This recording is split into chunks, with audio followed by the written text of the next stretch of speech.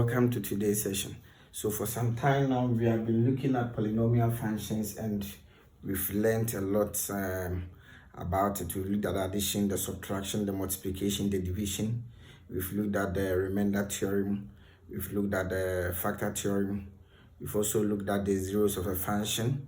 We've looked at quite a number of subtopics around this topic.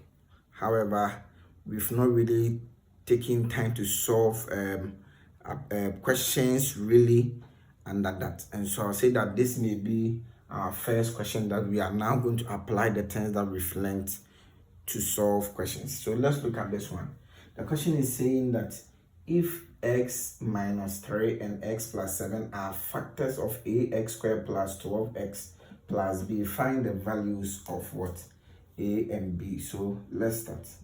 Now, what we said was that when you have a function which is f of x, okay, let me write it, which is in this case ax squared plus 12x plus b.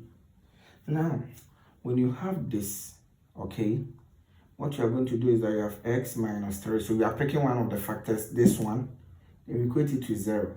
So x will be equal to 3. So that is what you are going to put into the function. So you have f of 3 equal to, 3 equal to, so you have a, then you have 3 squared plus 12, then you have 3 here plus b. Okay, however, now this is where the catch is. When you are putting in the value, it's such that it should be able to make the function equal to 0, meaning that this f of 3, which is equal to 0, the whole of this will be equated to that. So what is this one? 3 squared will be 9.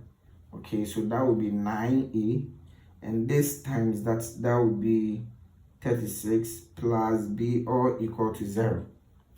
Okay, so what you're going to do is that you're going to move this one to this side, and that will give you 9a, okay, plus b equal to negative 36.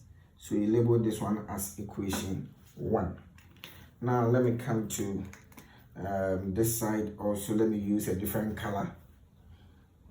So you have the same thing, which is x plus 7 equal to 0, because x plus 7 is the factor. Okay, so you have x equal to negative 7. So in this case, f of negative 7 will be put into the function, which will be equal to a into bracket negative 7. Let's go there. So you have f of negative 7 equal to a negative 7 squared plus 12 negative 7, then plus b.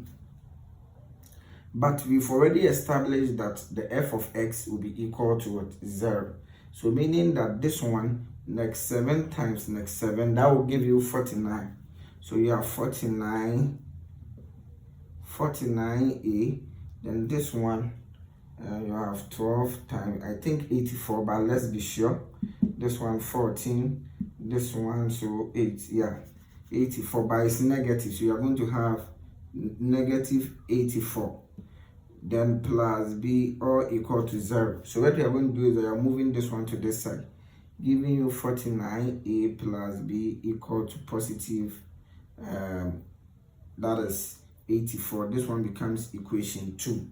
So you are solving this one and this one together. And so what it means is that with where you've gotten to is your knowledge and the simultaneous equation that you're going to use to solve it. So with where we've gotten to, we use our understanding concerning polynomials, what we've learned so far. But with where you have gotten to that you need to continue, you need an understanding of simultaneous equation. And so what it means is that if you don't understand, you have to go back and go and learn it. Simultaneous equation is one of the foundational topics in mathematics. So we have the graphical method, all right.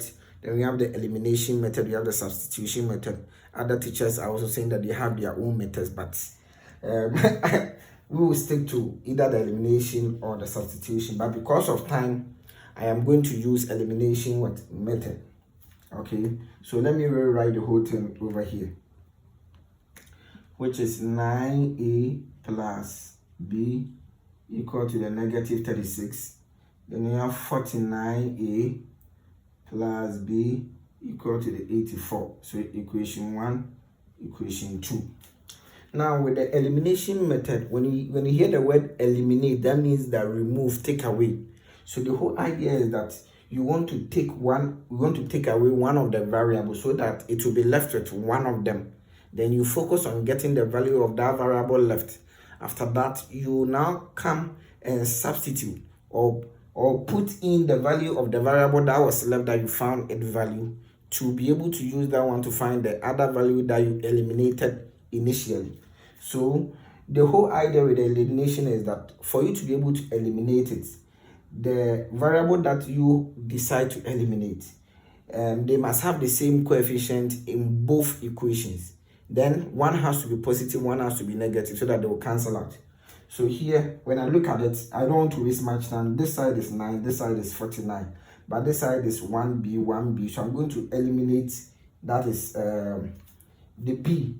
But you see, I mentioned that one has to be positive, one has to also be negative. They are both positive.